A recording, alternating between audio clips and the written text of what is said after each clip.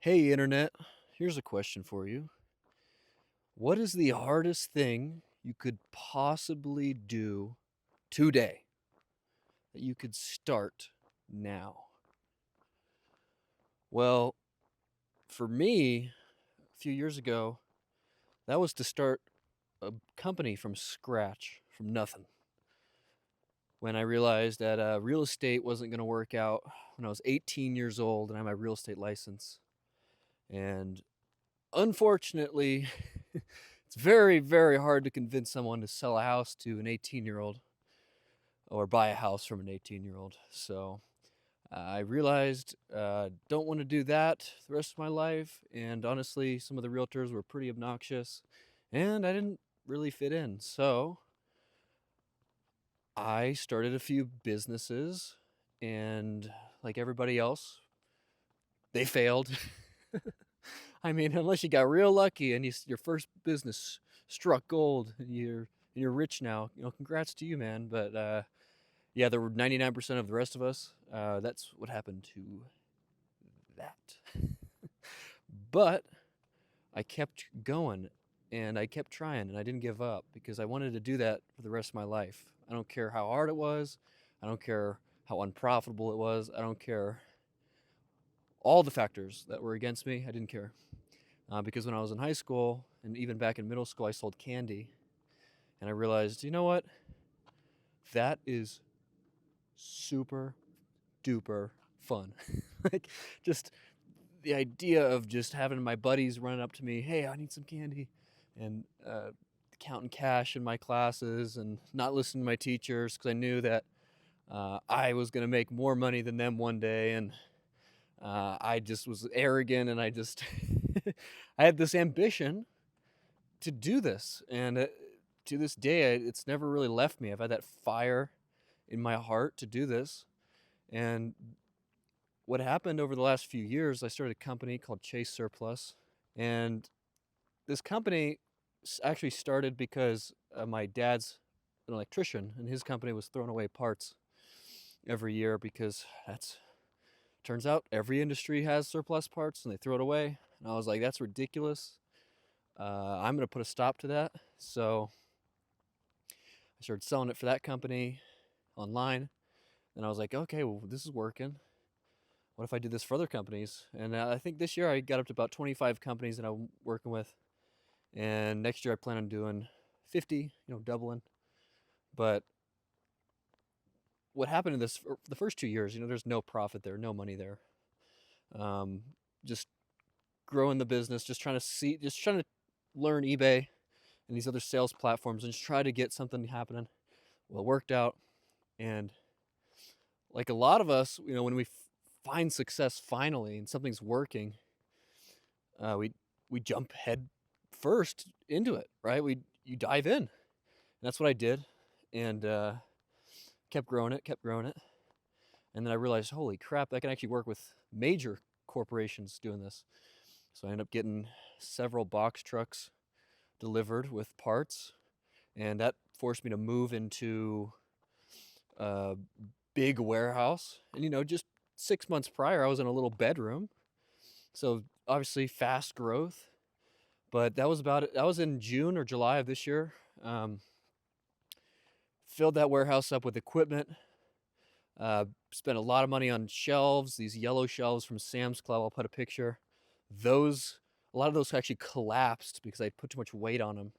And I had to kind of upgrade. So had to do that. But all of this happened so fast. And I just spent so much money to just make it happen and to keep up with it. And right now I have all these Husky shelves, but they're expensive. And I got like buy like 30 or 40 of them. They're each of them are like $350. That was a big expense, but a one-time expense. And I ended up just hiring both my mother and my aunt to help me keep up with the demand and get the listings done. And it just kind of grew and grew and grew. And as of right now, it's December, and I'm, looking back at, well, what did I accomplish? What is the real numbers? Well, what I saw didn't really necessarily surprise me. At the beginning of the year, I set up a business plan. I'll actually put a picture or two, but I actually planned on profiting about $20,000, and that's exactly what I did. Now, someone at full time at McDonald's is going to make more money than me this year, and that's okay because I started a company from scratch from absolutely nothing, and I didn't take on any debt, no investors, nothing, and I'm proud of that. And I'm proud to be able to hire my family and give them money to help them, as a supplemental income and not be working at McDonald's or someplace like that. So next year, with the way things are going, because most all of the sales happened about in the last 6 months. If I maintain those sales, I'll definitely. It looks like the profit will be around $75,000. If I can maintain, which I've been doing for the past 6 months, and I have the operation to do it, so I don't think I'll maintain. I'll actually probably double what I'm doing right now because I still have room in my warehouse. I have the capabilities to grow even more, and but also at the same time keep the main expenses the same or low, like really low. So ideally, no more one-off purchases, maybe a little bit near the end of the year if I'm really in the green. But yeah, there's my story in a nutshell. I mean, I could elaborate a bit more, but the reason why I wanted to tell you guys that little story is because that's the reality of business.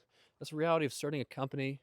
That's the reality of doing something really difficult, taking on responsibility, because you know you're going to grow as a person from it, even if it blows up in your face.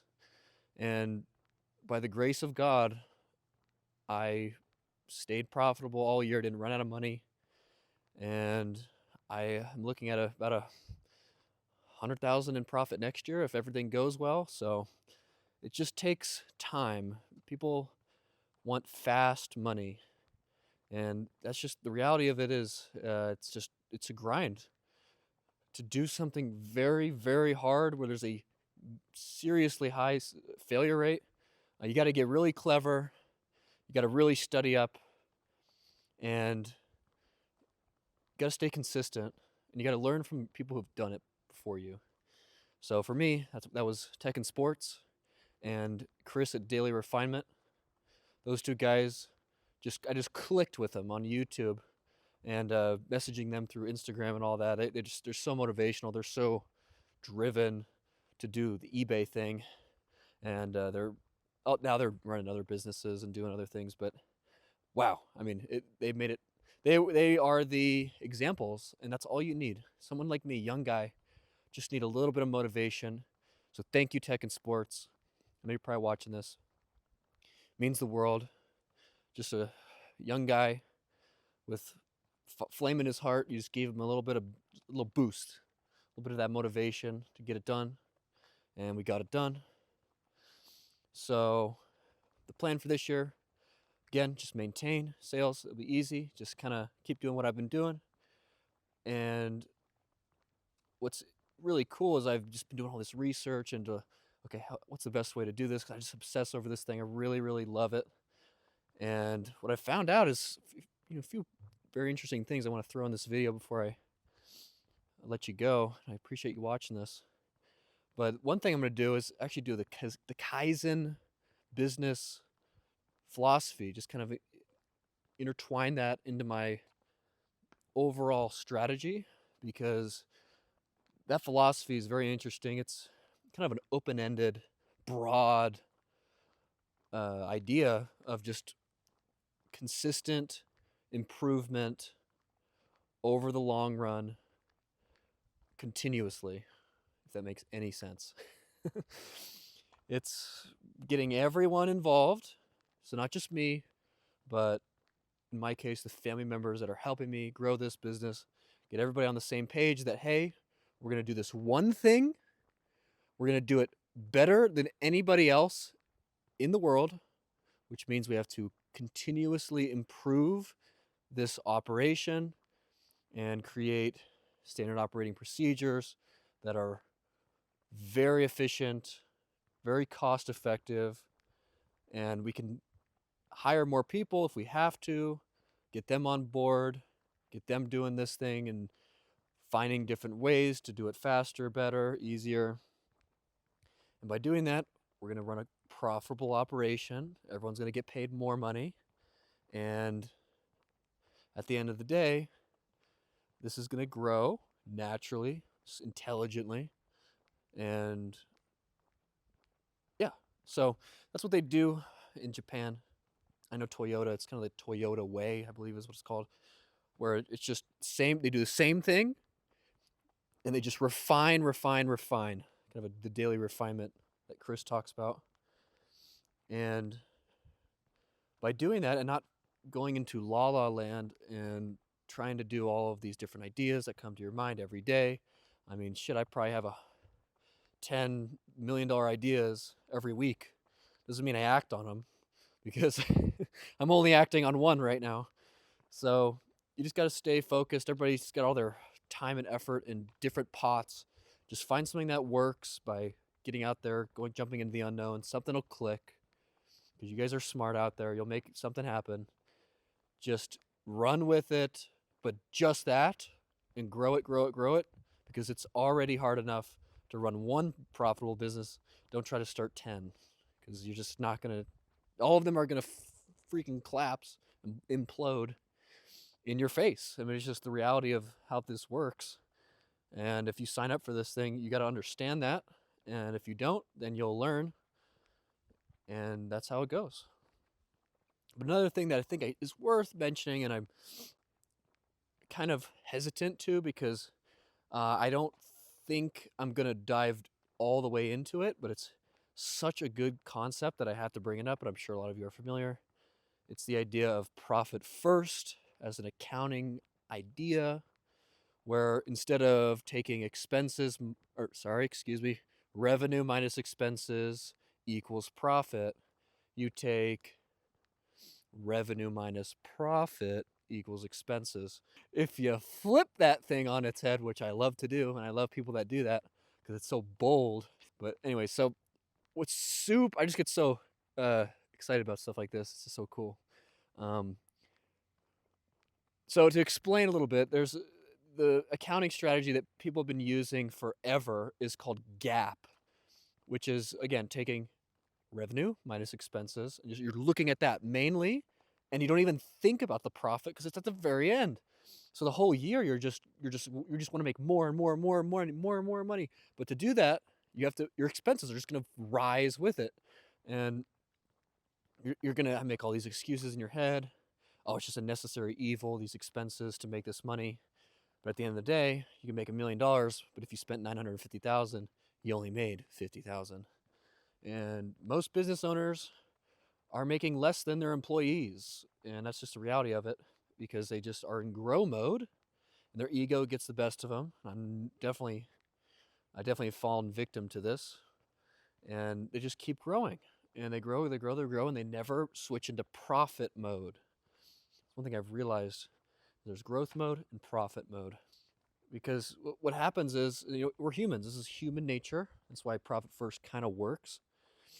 When you wake up as a business owner, you take a look at your bank account. Literally, some people every day, at least once a week, you look at your bank account. Oh, big number. Okay. And then that dictates your whole week. Am I going to work really hard, or am I going to slack off? Or you look at it and you go, oh, that's a small number. I got to turn it on. Well, the problem with that is at the end of the year, you're not going to have any money, because you're just going to keep looking at this fake number where you can't even see the expenses that are going to come out. And you're not looking at a profit and loss statement. You're not looking at a balance sheet. You're not looking at these things that tell you how profitable you are. And you're not calculating your numbers in a way to see your profit. That's the main thing. Because you can look at profit and loss statements and balance sheets all day long, but if you're not looking at how much profit did I make, that's key. That's key to see, because it'll stop you from spending too much money and continuously growing. Because guess what happens? And this is what I've been getting at this whole time. When you don't save your money, you're gonna have a slow month. might even have 2 slow months, and you will go out of business because you don't have any money. So you got to stack the cash. For me, I'm gonna try to get 6 months worth of expenses, and once I go over that amount, I'll use that to grow if I want to, or I'll just take it out as owner's draw just to, you know, enjoy that money because I've worked hard for it. So it's kind of, if you own the company, you can do whatever you want, but you can also turn it into a big Frankenstein monster that you despise and it eats you alive. So, yes, you have all the control, but you have all the power to grow it and make it big or blow it up. So you have to be really careful and just be smart, you know. So that's pretty much that. I don't think I'll keep going into that any further. I mean, I will say, the Profit First. You know, Mike, who the author of that book, which I highly recommend listening to it. He recommends you get like several bank accounts to see like, okay, this is the profit, this is the taxes, this is the expenses. I understand it all. It makes sense. You can see everything instead of just looking at a big number in your bank account. But very difficult to set up.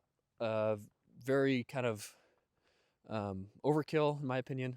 Um, I have no doubt that it works. If you guys are doing that, that's great. But just the idea in general of just look at the profit every week, literally every week, just look at the profit, how much did I make, how much went out, and just be vigilant and aware of how much you're spending. And when you're very aware of that number, you're gonna stop spending money because you know that, hey, I want to make profit this month. I don't want to go in, underwater.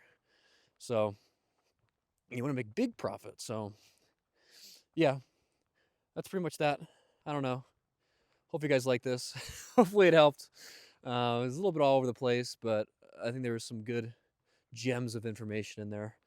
And I think I'm gonna make more videos like this because I made a bunch of videos before. I ended up deleting them all because it was just showing the wins, none of the losses, and that's not really realistic. And this is really hard. So if you guys are out there really doing what I'm doing, I don't want to make videos just flexing on you guys with wins because there's also losses and there's also harsh realities of doing this thing. So we're all in this together, and I would much rather take the approach of put out the most helpful content I possibly can because I've learned a thing or two by screwing around and jumping into the deep end of the pool here and starting a company. So thanks for joining me along on this ride, and I'll see you guys in the next one. Take care.